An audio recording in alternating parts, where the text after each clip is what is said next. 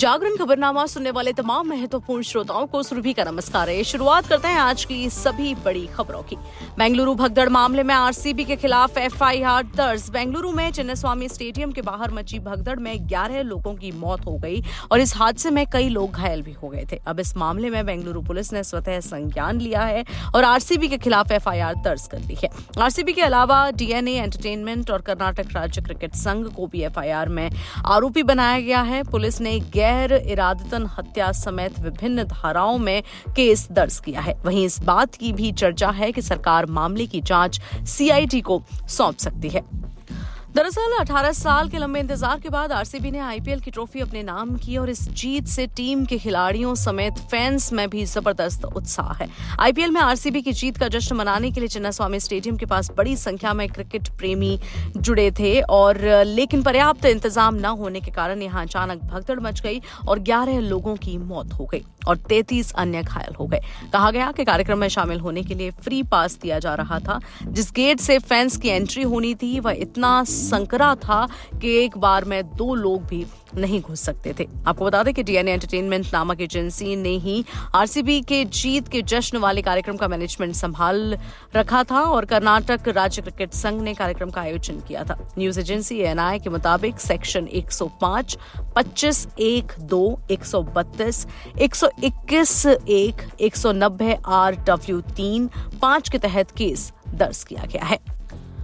वहीं भारत में बनेगी राफेल की रीढ़। डसॉल्ट और टाटा के बीच बड़ा समझौता। भारत की एरोस्पेस की ताकत के लिए 5 जून 2025 का दिन बेहद खास रहा।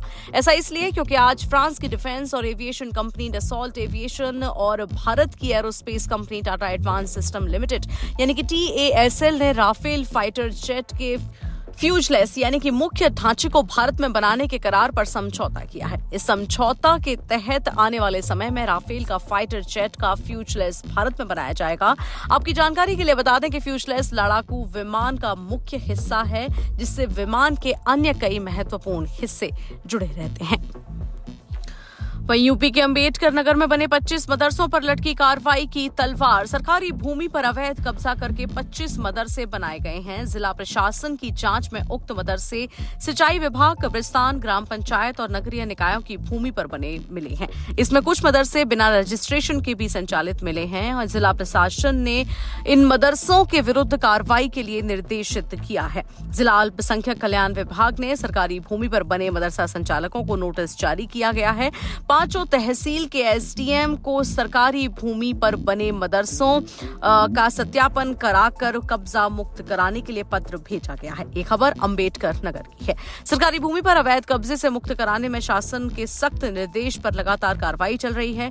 तालाब, बंजर, खलिहान, फुटपाथ समेत विभिन्न विभागों समेत निजी भूमियों का अतिक्रमण मुक्त करा रहे हैं। जिला प्रशासन द्वारा जिला स्तर पर मदरसों की जांच कराने पर इसमें 25 मदरसों के भवनों का निर्माण सरकारी भूमि पर पाया गया है। आलापुर तहसील में सर्वाधिक 11 मदरसे का निर्माण सरकारी भूमि पर पाया गया।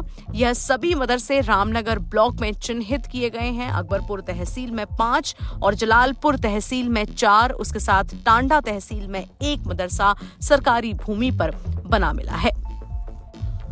वहीं टीएमसी सांसद महुआ मोइत्रा ने जर्मनी में रचाई शादी। बीजेडी नेता बने जीवन साथी। ममता बनर्जी की तृणमूल कांग्रेस की तेज तर्रार सांसद महुआ मोइत्रा ने 3 मई को गुपचुप तरीके से जर्मनी में शादी कर ली है। उनके जीवन साथी बने हैं बीजू जनता दल के वरिष्ठ नेता पिनाकी मिश्रा। फिलहाल अपनी शादी को लेकर न तो महुआ मोइत्रा और न ही पिनाकी मिश्रा की तरफ से कोई बयान सामने आया है और दोनों ने पूरी तरह से चुप भी साध रखी है। दोनों नेताओं की शादी जर्मनी में हुई है। इस शादी में जुड़ी एक तस्वीर भी सोशल मीडिया पर वायरल हो रही है जिसमें महुआ मोइत्रा मुस्कुराते हुए नजर आ रही हैं। इस तस्वीर में देखा जा सकता है कि तृणमूल सांसद पारंपरिक परिधान और सोने के गहनों से सजी हुई हैं।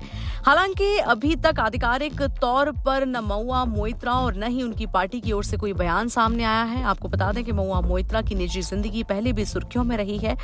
महुआ ने डेनमार्क के फाइनेंसर लार्स ब्रोरसन से शादी की थी, जिसके बाद उनका तलाक हो गया था। इसके बाद वे 3 सालों तक वकील जय अनंत देहाद्री के साथ रिश्ते में रही। हालांकि बाद में उन्होंने इसे धोखा खाया प्रेमी कहा था। महुआ का पहला कार्यकाल एक बड़े विवाद की भेंट चढ़ गया था। उन पर आरोप लगे कि उन्होंने गौतम अडानी पर सवाल एक प्रतिद्वंदी बिजनेसमैन के कहने पर उठाए थे। महुआ मोइत्रा से जुड़े 2023 के कैश फॉर क्वेरी विवाद के दौरान उनका रिश्ता सार्वजनिक जांच के दायरे में आया था। भारतीय जनता पार्टी ने व्यवसायी दर्शन हीरानंदानी के एक हलफनामे का हवाला देते हुए मोइत्रा और मिश्रा के बीच घनिष्ठ संबंध का आरोप भी लगाया था। हालांकि मिश्रा ने तब इन आरोपों से इनकार किया था और उन्हें दुर्भावनापूर्ण और असत्यापित कहा था। मानहानि के लिए भाजपा के खिलाफ कानूनी कार्रवाई करने की धमकी भी दी थी। महुआ मोइत्रा 12 अक्टूबर 1974 को असम के लबाक में पैदा हुई एक भारतीय राजनीतिज्ञ और पूर्व निवेश बैंकर हैं। उन्होंने साल 2010 में टीएमसी में शामिल होने से पहले भारतीय राष्ट्रीय कांग्रेस के साथ अपना राजनीतिक जीवन शुरू किया था। मोइत्रा ने साल 2016 से साल 2019 तक करीमपुर का प्रतिनिधित्व करते हुए पश्चिम बंगाल विधानसभा के सदस्य के रूप में कार्य किया और साल 2019 में कृष्णानगर से लोकसभा के लिए भी चुनी गई थी। हालांकि उन्हें अपने राजनीतिक करियर में उथल-पुथल का सामना तब करना पड़ा जब उन्हें 8 दिसंबर साल 2023 को कैश फॉर क्वेरी मामले में आचार समिति की सिफारिश के बाद लोकसभा से निष्कासित कर दिया गया था। इस झटके के बावजूद वह साल 2024 के आम चुनाव में संसद के लिए फिर से चुनी गई। इसी के साथ आज की सभी बड़ी खबरों में इतना ही। देश और दुनिया की तमाम खबरों के लिए सुनते रहिए जागरण पॉडकास्ट का एक खास कार्यक्रम। यहाँ प्रदर्शित सभी खबरें दैनिक जागरण के ई-पोर्टल से ली जाती हैं। इन खबरों को विस्तार से जानने, समझने और पढ़ने के लिए आप विजिट कर सकते हैं हमारा ई-पोर्टल। अपने ब्राउजर पर जाएं और टाइप करें www.jagran.com।